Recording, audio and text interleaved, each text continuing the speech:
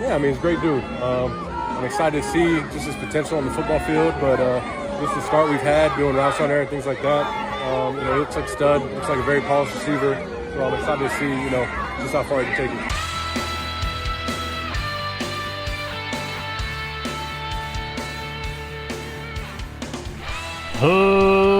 Ladies and gentlemen, welcome once again to the Packernet Podcast. I am your host and resident fanalist, as always, Ryan Schlipp. Check us out online, packernet.com. Find me on Twitter, pack_data. Kind of hard to hear, so if you couldn't hear it, that was Jordan Love at his softball tournament thing, talking about Matthew Golden and saying, so far he looks like a stud, very polished. Excited to see what the guy can do, and believe me, I am super excited.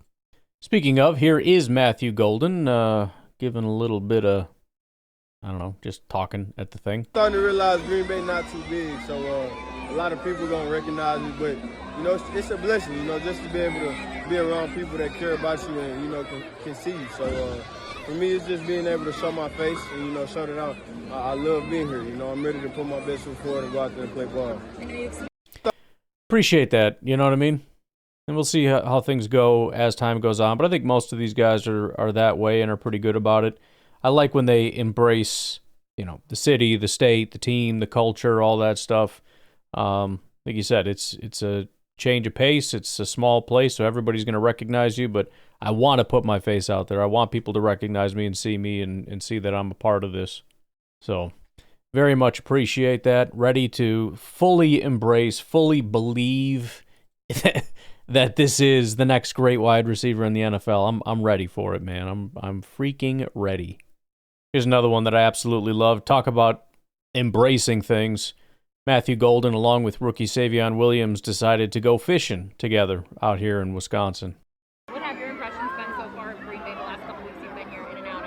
Yeah, just the energy. I actually, me and Savion Williams went fishing yesterday, so we went up to the flea market and we went to some other place. But, the people in there, they were just, welcoming, just excited to have us here. You can definitely tell the energy that Green Bay has, man, and it's truly a special place to be. But all right, that's coming. It's coming, but it's not here yet. We still got a little bit of time before the team activities kick off and we get some media availability and all the goodies. Can't wait for the first drop pass by Matthew Golden and just the insane overreaction. It's going to be great. But I do want to continue a little bit of what we were doing yesterday. So Sharp Football Analysis, as I said, he also goes into strength of schedule. And I like the way that he does it better than the way that pretty much everybody else does it. The way that everybody else does it is they look at last year and they say, okay, what were the team's records last year? And so they'll look at the Packers and say, okay, let's look at your schedule. Here are the teams you're playing.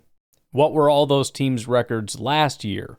And then we pretend that those are going to be the same records this year and use that to determine how tough your schedule is going to be. Now, there's obviously some correlation there. I'm sure most of the really bad teams with low wins are going to have low wins again. And a lot of the really good teams are going to have good records again. But the bottom line is there are better ways to do this. So I want to scroll down a little bit. He gets into the meat right away, but I want to get down to kind of the middle of this where he explains why he does things the way that he does things. First off, why is using prior season win-loss records unreliable when predicting strength of schedule? A lot of this is relatively obvious, but I want to go through it anyway to kind of hammer the point home. Basing strength of schedule on last year's records is lazy, inaccurate, and inefficient. NFL teams often undergo significant changes between seasons, including roster adjustments, coaching staff changes, and player development. Additionally, the NFL's 17-game season introduces a small sample size where outcomes can be heavily influenced by luck, such as fumble recoveries or tipped passes. These factors make prior season records a poor indicator of future performance. Statistical analysis supports this. From 2010 to 2018, only 5.7% of teams' actual SOS, strength of schedule, was explained by opponents' prior year records. And this correlation dropped to just 3.9% in more recent years. That's wild. I would have thought it was more than that. So only 3.9% of a team's record can be explained by last year's record. That is you might as well just call that 0. Now, I don't know exactly how you calculate. I'm guessing if you look within a range, if a team won 2 wins, are they likely to get 2? Not necessarily 2, but if we put a range in there or, kind of look at it from at least a little bit of regressing to the mean, you could say, okay, probably the range is, I guess we'll go down to 1 because why not? Or 0 if you really want to. 0 and 7. There's probably a bell curve in there somewhere where it gets to be very, very likely and then very, very unlikely as you get out to 9, 10, 11, 12, 13 wins. But whatever. Point is, not a very good way of doing things. He goes on to say, strength of schedule calculations based on prior season records do not effectively predict future team success. For instance, regression analysis shows that only 0.028% of a team's wins could be explained by the traditional SOS metric, with a p-value of 0.79 indicating no statistically significant relationship. Again, basically 0. This underscores the inadequacy of using past records to forecast future outcomes. In short, traditional strength of schedule doesn't predict anything related to future success. So what does he do? You sold me, but where do we go from here? Pretty simple. He continues, why does using predicted win totals provide more accurate strength of schedule results? So the bottom line is, why don't we just look at what they're predicted to do? It's obviously going to be an imperfect metric, but at least we're looking at it and saying, let's take all the changes into account. Let's take all the fluky stuff out. Well, that team had 7 wins, but they lost their quarterback and their best pass rusher and blah, blah, blah, blah, blah, blah, and now they're all back. Are we going to say 7 because last year was 7, or are we going to smarten up a little bit and say, no, it's probably 10-ish? You know what I mean? At least. Feel good with the 10 number? 10 to 11, 12, 14-ish? He says, projected win totals incorporate current information about team strength, including off-season acquisitions, injuries, and coaching changes. These projections are crafted by sportsbooks aiming to predict future performance, making them more reflective of a team's current capabilities. While no strength of schedule metric is perfect, using Vegas win totals provides a better indication of what teams could look like in the upcoming season than relying on previous year's win totals. We know that certain teams will benefit from luck factors in games next season, such as fumble recoveries, opponent field goal misses, tip passes, which result in interceptions, and red zone variance. But with current projected win totals, the pure luck factor that decides games are not incorporated. Think of it as if they are ignored or evenly distributed across 32 teams. But looking at last year's records, that is not the case. There is not an even distribution of these luck factors, and as a result, prior year's records are skewed due to luck. Thus, incorporating those wonky results into future calculations leads to a higher error rate. Ignoring luck or distributing it equally among 32 teams will increase schedule projection accuracy. So, he did the math on the inaccurate version. What about his format? How accurate is Warren Sharp's model for determining strength of schedule? He says, by leveraging projected win totals and current season data, Warren Sharp's strength of schedule model provides a more accurate and insightful tool for assessing team schedules and forecasting performance. Historical data confirms these results year in and year out. Teams that are predicted to have the easiest schedule are far more likely to finish with winning records. Teams that are predicted to have the hardest schedule are far more likely to finish with losing records.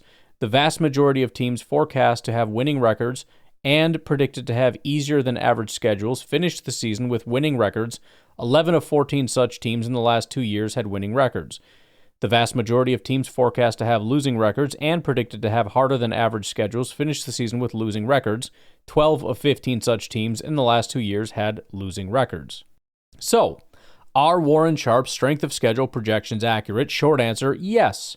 Is strength of schedule important? In 2024, just 2 of 10 teams with the toughest schedule made the playoffs, the Lions and the Rams. Meanwhile, of the 10 teams with the easiest schedule, 7 produced winning records, with 6 making the playoffs. Historically, trying to overachieve against a brutal schedule rarely happens, but winning against an easy schedule and overachieving compared to exceptions happens often, or expectations happens often. All right, so with all that in mind, understanding why this is a different model, why this model works better than what pretty much everybody else does, which is looking at last year's record, let's actually look at the schedules and see what he had to say or what he determined. What NFL team has the easiest schedule in 2025? Based on the projected win totals, the San Francisco 49ers have the easiest strength of schedule for the 2025 NFL season. In order, the 5 easiest schedules are, number 1, the 49ers, then it's the Patriots, the Saints, the Falcons, and the Bills. What NFL team has the hardest schedule in 2025? The New York Giants. Interestingly, the next 5, you have first Giants, then Browns, then number 3 is the Detroit Lions, which is interesting because when you couple that with the very favorable rest schedule, this is going to somewhat counteract that. Number 4 is the Philadelphia Eagles. Number 5 is the Minnesota Vikings. So Lions and Vikings both in the top 5 hardest schedules of 2025, in part probably because they play each other and the Packers and had, the harder of the two coming in first and second, the harder of the two schedules. The overall ranking, I probably won't read every single one of these, but again, you've got your top 5. As we scroll down, the Green Bay Packers are sitting at 23rd. Again, you're not going to have a super easy schedule when you're facing the Vikings and the Lions, who are going to be projected to have very high win totals. By the way, Vegas win totals for the Green Bay Packers currently sitting at 9.5. Detroit 10.5, Minnesota 8.5. The Chicago Bears, surprisingly, actually have a harder strength of schedule than the Green Bay Packers. They're sitting at 8.5 wins, tied with the Minnesota Vikings as a Vegas projection, and they have the 26th easiest schedule. That is to say, the 7th most difficult. Going to dig into those win totals in a little bit. Moving down a little bit, another interesting, fun little chart here. He has a forecast of the 2025 strength of schedule, so that's basically exactly what we've been talking about.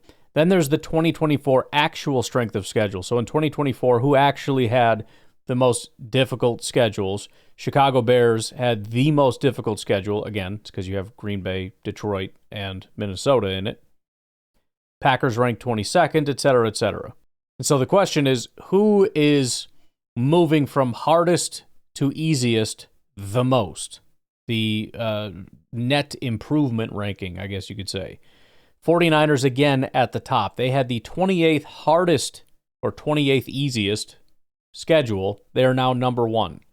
Then you've got Arizona, Seattle, Tennessee, Carolina, Atlanta, New Orleans, Tampa, New England, Dallas, Chicago, who went from 32 to 26. Not a massive improvement, but there you go. Rams, Raiders, Bills, Browns, Ravens, and then Packers, who had the 22nd ranked strength of schedule last year, expected to have 23rd, so almost identical, maybe a little harder. Detroit had the 25th most difficult. They are expected to have the 30th ranked schedule. Minnesota is 4th worst.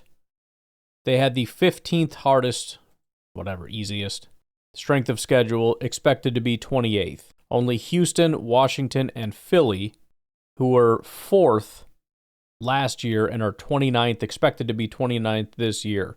So if you're really looking to sort of bet, obviously teams like Philly are going to have lots of bets as far as, they won the Super Bowl. They're going to do amazing.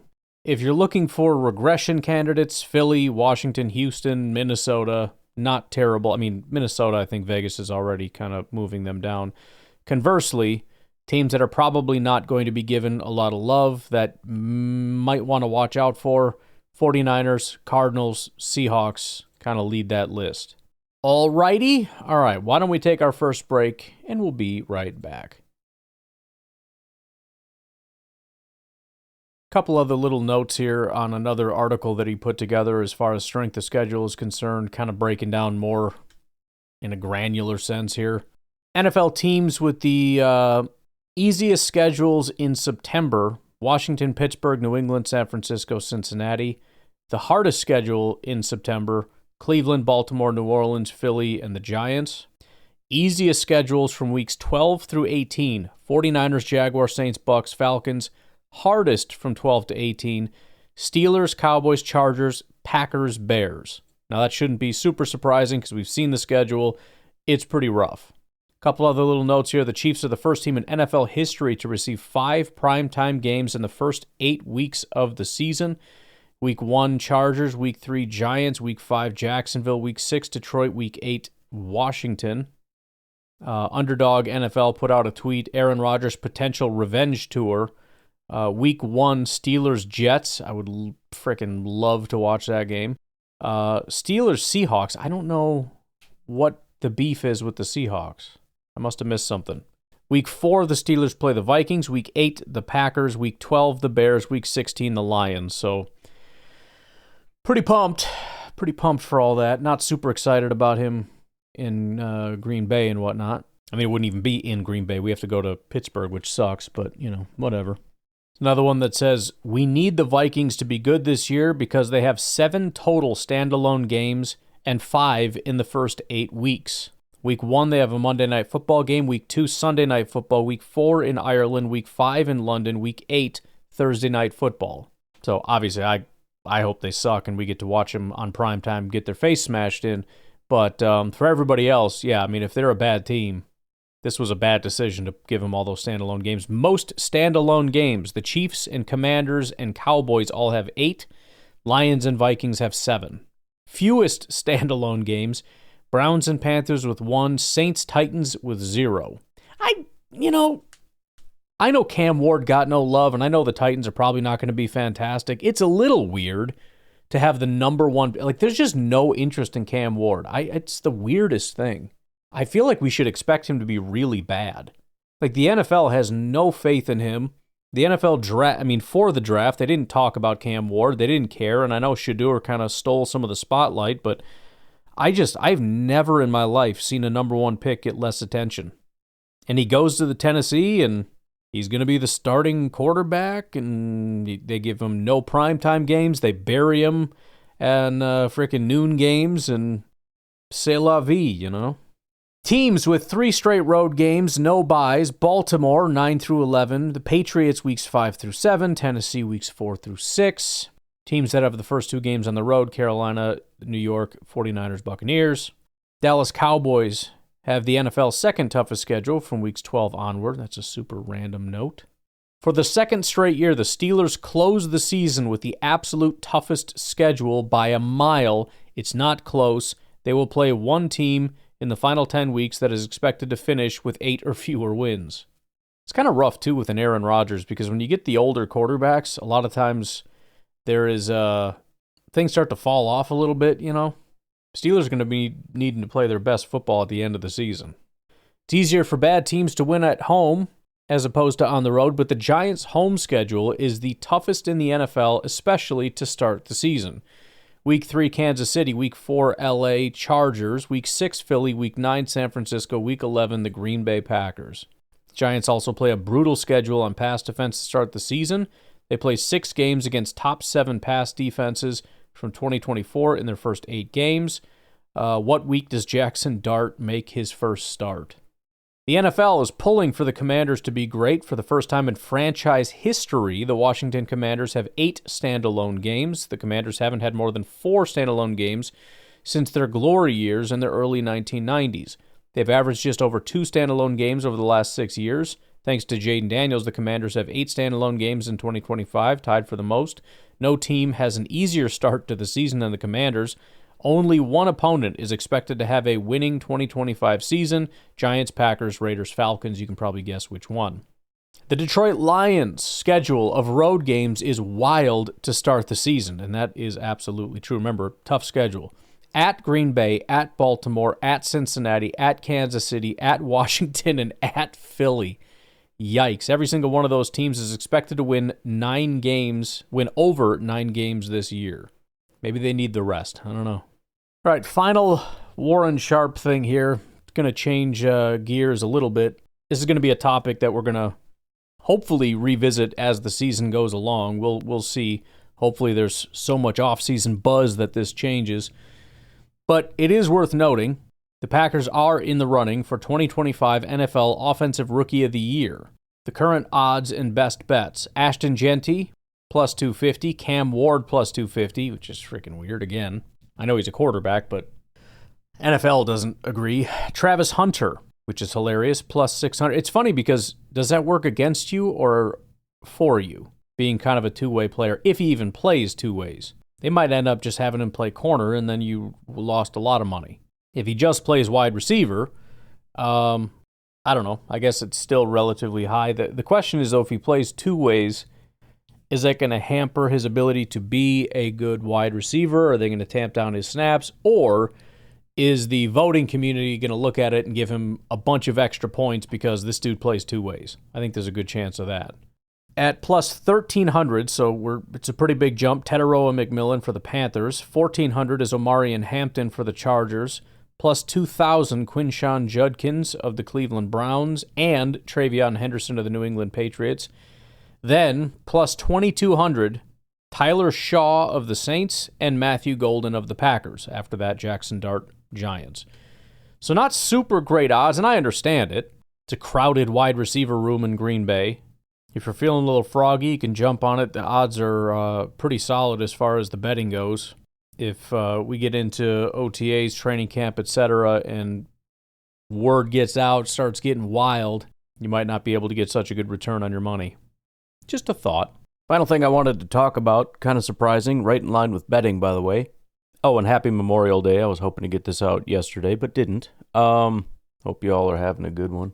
Call in, let me know what you guys are doing for Memorial Day, by the way. One of the biggest grilling holidays of the season. You know I gotta know. But I was very surprised to find out, and it's kind of funny because when I tried to get AI to assist with this, it disagreed with me a lot because this has been changing quite a bit. So the Detroit Lions game, week 1 against the Green Bay Packers, opened as a pick, meaning 50-50 toss-up, not really sure what to do. There have been sports books at various times that have had the Lions as the favorite in this game. In fact, this is one of the articles that's been throwing off when I'm going to AI and I'm like, hey, why are the Packers expected to win the game? Just out of curiosity, they're like, well, they're not. This is from May 14th over at prideofdetroit.com. Detroit Lions open as favorites over Packers in week 1 of 2025 season. Talks about blah, blah, blah, good teams, etc., etc. And then it says, with that in mind, it shouldn't be too much of a surprise that folks over at FanDuel Sports have set the opening betting line at Lions minus 1.5. Last season, the Lions swept the Packers without the service of their top 3 edge rushers, Aiden Hutchinson, Marcus Davenport, and Josh Paschal in both games. Additionally, Jameis Williams missed Week 9, while DJ Reader and Alex Anzalone were both unavailable to play Week 14. All 6 starters are expected to be ready to go this offseason. But the Lions aren't just healthier, their roster and depth have also improved, etc., etc., etc., right? I think that's all fair. However, despite opening 50-50 and some teams having, some sports books at some various points having the Lions ahead, right now, MGM minus 1.5 for the Packers. Caesars minus 1, Packers. FanDuel, who I believe they just mentioned, minus 1.5, Packers. DraftKings minus 1.5, Packers. Bet Rivers minus 1, Packers. At this point in time, I can't find a single sports book that has the Lions as favorites. Now, the way that this typically works is they open, and then the quote-unquote sharp money, or the high-rolling, smart gambling types get in, and where their money goes, Vegas will usually kind of correct. It's not necessarily the public money that they care about as much, because the public can be kind of dumb. But some of the guys that they trust, some of the organizations that they trust, they watch where that money goes, and then they reset the lines a little bit. And apparently all that money went flying into Green Bay. So with that, I just wanted to find a couple things that are floating around out there, see if I can kind of get some insight into exactly where people are at. I mean, 1.5 to 1 is really not that big of a deal, but I just feel like by the end of the season last year, and in fact, we could probably look it up, but this is not where the Lions would have been. So I guess I'm just curious. Obviously, they lost their coordinators, but they're also getting back Aiden Hutchinson and a ton of their players. So what would have moved the needle so much over the offseason. This first little snippet here is from the GM Shuffle. In year number 1, year number 2 for Caleb Williams. The Packers, we know how good they are. How good are the Lions still? Are they good enough to still win 11 games and get over that win total of 10.5? So remember I mentioned like the Giants where, the under feels appropriate, but you think about the regression to the mean with just one score games. I think the under feels appropriate here for the Lions, right? You lose both coordinators. You sort of had heartbreak last season. How quickly can you bounce back? Plus, if the Packers, their young core, gets a little bit better, right? The Packers just basically lost games to playoff teams last season. That was it, right? They said that they get better. They steal one week 1, and you sort of are on the path. Again, you're at the Bengals early in the season. You're at Kansas City. You're at Baltimore. I mean, you're at Philly. It is a beast of a schedule. At Los Angeles Rams, which isn't much of a home game, but it's across the country flight. Like that is a hard schedule. But there's going to be positive, regression with injuries, right? You're not going to be injured 2 years in a row in the way you were. And so you have to think with a better defense. But again, you lost both coordinators. Like that's a big deal. How do we all talk about how much of a genius Ben Johnson is? Well, now, he's not there anymore. What does that offense look like without him there? We've only seen Jared Goff, play well in this system. Best of his career. If he's not there, I don't know. So I just would instinctually lean to the under a little bit here. Not a strong play, but that's the way I look at this game. Yeah, or the season. I should say. 90 seconds for the. So obviously that's not directly related to the game, but it is maybe a view at the Lions, which I tend to think has more to do with this game than the Packers. Not to say that people aren't viewing the Packers favorably, but in terms of did the Packers do more to improve or did the Lions do more to maybe make people a little bit nervous? I mean, regression to the mean is always going to be a thing anyways. You don't expect them to have as good of a season, but what is it that's going to put them below the Packers? I understand home field advantage, all that. If it was in Detroit, fine, but still. Here is a clip from the J All Day NFL show. And we got Detroit and the Packers, one of my favorite games of the week, guys. Going to be a lot of fun to watch that one. But Lions, new offensive coordinator, new defensive coordinator, lost some pieces on the offensive line. I'm going with the Green Bay Packers at home. I love what they did in the draft. Matthew Golden, bringing a true X wide receiver. I think he could be one in the NFL level. A little undersized guy, but the best separator in the draft. And that defense is really getting better. Can Jordan Love take the next step forward? We'll have to see, but I'm taking the Packers at home. So I guess as best as I can tell, there's kind of 3 factors here. Number 1, Packers are a good team. Number 2, Lions, we don't really know what to expect / we do expect them to be worse, although we don't know how much worse. And then number 3, home field advantage for the Packers. We'll see if this ends up shifting back. There's obviously still a lot of time, but I just honestly am quite surprised. I would have thought the Lions would have been 2 to 3 point favorites even in Lambeau just because of what they did last year. But I guess until people are able to see the Lions play with their new offensive and defensive coordinator, they don't really want to put a lot of faith in them, which I guess is somewhat fair. I think for me, I don't put as much into that as I think a lot of other people are. I think maybe the offensive coordinator was given more credit than he was due. I don't know how difficult it's going to be to replicate exactly what that guy did, considering the pieces you have, which is the plan, by the way. It's we're going to hire from within to keep the continuity so that we're running basically the same offense. I know you don't have the same guy that is game planning and calling plays like you did, so you might have a talent gap there. That's, again, assuming the other guy was actually really good at that. We don't really know.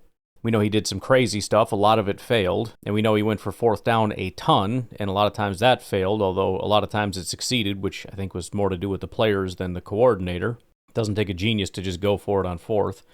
But yeah, we've got a really good road grading offensive line. Let's run the ball down people's throats and then throw over their heads in the pass game. And as far as losing the defensive coordinator, I mean, the defense wasn't really good. So, I mean, they lost all their players. They couldn't do anything. I mean, I guess they deserve some credit for how good they were considering they lost their players, but I don't know that was ever really the strength of the team necessarily. But we'll see. It'll be interesting to keep an eye on that, see exactly what people are thinking as time goes on. But for now, I'm going to leave it at that. again, have yourselves a great Memorial Day, and I will talk to you tonight, tomorrow, whatever. Have a good one. Bye-bye.